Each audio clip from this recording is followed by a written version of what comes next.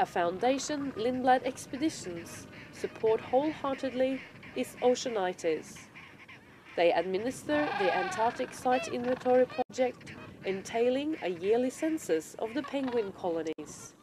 The census have been conducted each year for the past 10 years, and world scientists rely heavily on their findings and results.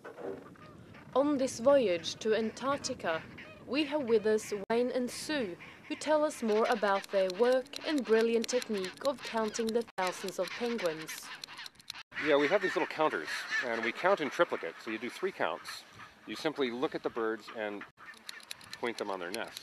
You can get them into rows if you walk along slowly, and it's pretty easy to get a very accurate count. We insist on being within 5% of each other.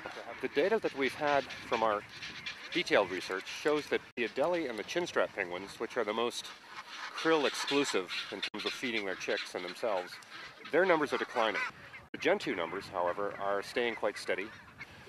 The birds have very different natural histories. The Adelies and chinstraps both leave the colony areas and go to sea or pack ice for the wintertime. The Gentoos stay around their colonies all year long.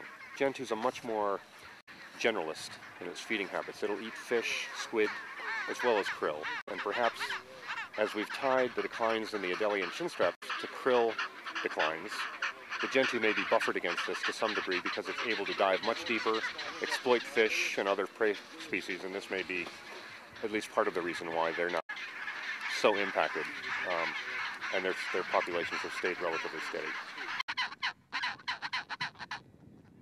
We leave Aitcho Island and the South Shetland archipelago.